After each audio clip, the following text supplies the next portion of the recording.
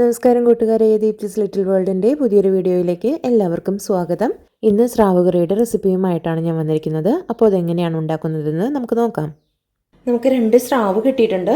ഇതിൽ ഞാൻ ചൂടുവെള്ളത്തിൽ ഇട്ട് വെച്ചിട്ടുള്ളതാണ്. എന്നാൽ മാത്രമേ ഇതിൻ്റെ തോല് പെട്ടെന്ന് അങ്ങ് വിട്ട് കിട്ടാൻ അത് ഉപകരിക്കും. കണ്ടോ, ഇപ്പോൾ ഈ ചൂടുവെള്ളത്തിൽ ഇട്ട് കഴിഞ്ഞാൽ ഇങ്ങനെ ഒന്ന് ഇളക്കുമ്പോഴേക്കും ഇതിൻ്റെ തോല് നമുക്ക് അങ്ങോട്ട് വിട്ട് കിട്ടും.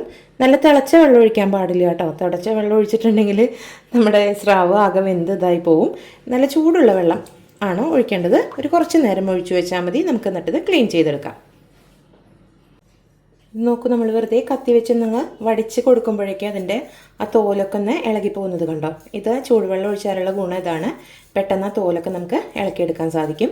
ഇനി ഇങ്ങനെ നമുക്കത് പെട്ടെന്ന് ക്ലീൻ ചെയ്തെടുക്കാം. നമ്മുടെ സ്രാവ് ഇവിടെ കണ്ടോ, നല്ല ഭംഗിയായിട്ട് വൃത്തിയാക്കി എടുത്തിട്ടുണ്ട്. നുറുക്കി കഷ്ണങ്ങളാക്കിയതാണ്. ഇനി നമുക്കത് എങ്ങനെയാണ് കറി വയ്ക്കുന്നതെന്ന് നോക്കാം. ഇതിലേക്കൊരു ചട്ടി വെച്ച് കൊടുത്തിട്ടുണ്ട്. ചട്ടി ചൂടാവുന്ന സമയത്ത് നമുക്കിതിലേക്ക് ഒരു 2 മുതൽ 2.5 ടീസ്പൂൺ വരെ ചില്ലി പൗഡറാണ് ഇട്ട് കൊടുക്കുന്നുണ്ട്. ഇത് കാശ്മീരി ചില്ലി പൗഡറും അതുപോലെ തന്നെ മറ്റേ സാധാരണ മുളകും കൂടി ചേർത്തിട്ടുള്ളതാണ്. അതുപോലെ തന്നെ 1 ടേബിൾ സ്പൂൺ നിറയെ മല്ലിപ്പൊടി ചേർത്ത് കൊടുക്കുന്നുണ്ട്. 1/2 ടീസ്പൂണോളം മഞ്ഞൾപ്പൊടിയും നമുക്ക് ചേർത്ത് കൊടുക്കാം. ഇത് നന്നായിട്ടൊന്ന് മൂപ്പിച്ചെടുക്കണം. ഒരു മൂത്ത മണം വരുന്നത് വരെ നന്നായിട്ടൊന്ന് ഇളക്കി കൊടുക്കാം. പ്രത്യേകം ശ്രദ്ധിക്കേണ്ടത് തീ കുറച്ചിട്ടിട്ട് വേണം ഇത് ചൂടാക്കിയെടുക്കാൻ വേണ്ടിയിട്ട്.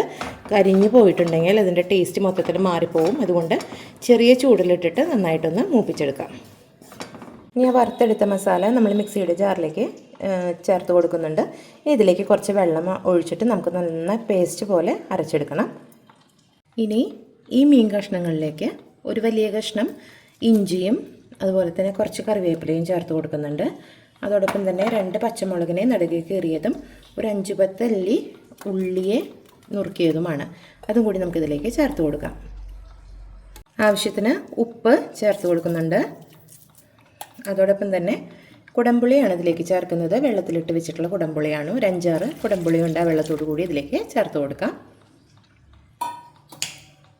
മിക്സിയുടെ ജാറിലേക്ക് അരച്ച് മാറ്റി വെച്ചിരിക്കുന്ന മസാല ഉണ്ടല്ലോ, അതും കൂടെ നമുക്കിതിലേക്ക് ചേർത്ത് കൊടുക്കാം. എന്നിട്ട് നന്നായിട്ട് ഇളക്കി കൊടുത്തുകൊണ്ട് ഇതൊന്ന് മൂടി വെച്ച് വേവിക്കാം.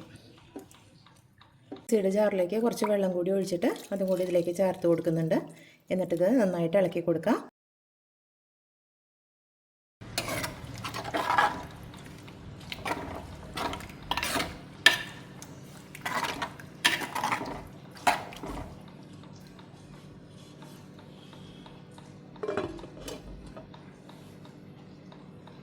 ഇവിടെ കിടന്ന് തിളയ്ക്കുന്ന സമയത്ത് നമുക്ക് കുറച്ച് തെൻപാൽ തയ്യാറാക്കാനുണ്ട്. മീൻ കറിയിലേക്ക് ഒഴിക്കാനുള്ളതാണ്. അത് നമുക്ക് തയ്യാറാക്കാം.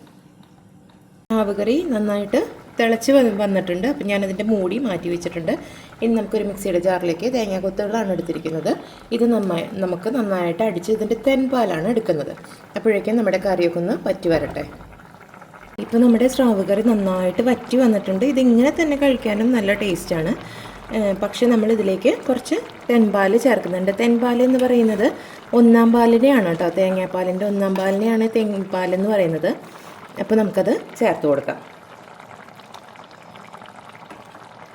ഇതിലേക്ക് ഞാൻ പിന്നെ 2-ാം പാലൊന്നും ചേർക്കുന്നില്ല. ഈ തെൻപാൽ മാത്രമാണ് ചേർത്ത് കൊടുക്കുന്നത്.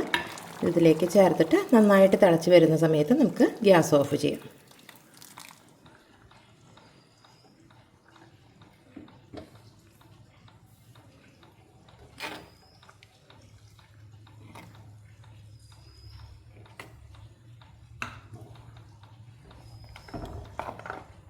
ഇപ്പോൾ കറി നന്നായിട്ട് തിളച്ച് വരുന്നുണ്ട്. ഈ സമയത്തേക്ക് നമുക്ക് ഗ്യാസ് ഓഫ് ചെയ്യാം. എന്നിട്ട് ഇതിലേക്ക് താളിച്ച് ഒഴിച്ചു കൊടുക്കാം.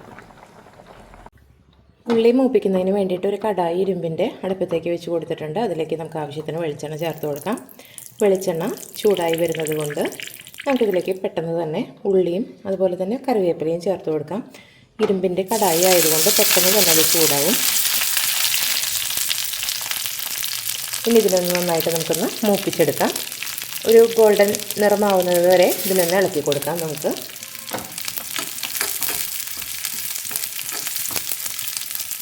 രാവിലേക്കൊക്കെ ഇത് താളിച്ചൊഴിക്കുന്ന സമയത്ത് എപ്പോഴും വെളിച്ചെണ്ണ ഉപയോഗിക്കുന്നതാണ് നല്ലത്. ഓയിലിനേക്കാളും ഒക്കെ നമ്മുടെ ഇത്തരത്തിലുള്ള നാടൻ കറികൾക്കൊക്കെ വെളിച്ചെണ്ണയുടെ രുചിയാണ് ഏറ്റവും നല്ലത്. അപ്പോൾ ഇതിലേക്ക് വെളിച്ചെണ്ണ ചേർത്ത് കൊടുക്കാൻ എല്ലാവരും ശ്രദ്ധിക്കണം. എന്നാൽ മാത്രമേ അതിൻ്റെ ആ ഒരു ശരിക്കുള്ള രുചിയൊക്കെ കിട്ടുള്ളൂ. ഇപ്പോൾ നമ്മുടെ ഉള്ളിയൊക്കെ ഒന്ന് ഗോൾഡൻ നിറമായി വന്നിട്ടുണ്ട്. ഈ സമയത്ത് നമുക്ക് ഗ്യാസ് ഓഫ് ചെയ്യാം. എന്നിട്ട് നമുക്കിതിനെ മീൻ കറിയിലേക്ക് ചേർത്ത് കൊടുക്കാം. അതൊന്ന് മൂടി വയ്ക്കാം. കുറച്ച് സമയത്തിന് ശേഷം മാത്രം നമുക്കിത് ഇളക്കി കൊടുക്കാം. കുറച്ച് നേരം ഇതൊന്ന് മൂടി തന്നെ ഇരിക്കട്ടെ. ഇനി നമുക്കൊന്ന് ഇത് മൂടി തുറന്നിട്ട് പതുക്കെ ഒന്ന് ഇളക്കി കൊടുക്കാം. കുത്തി ഇളക്കരുത്, നമ്മുടെ മീൻ കഷ്ണങ്ങളൊക്കെ ഉടഞ്ഞു പോവും.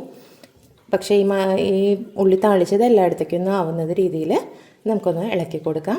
അപ്പോൾ നമ്മുടെ സ്രാവ് കറി ഇവിടെ തയ്യാറാണ്.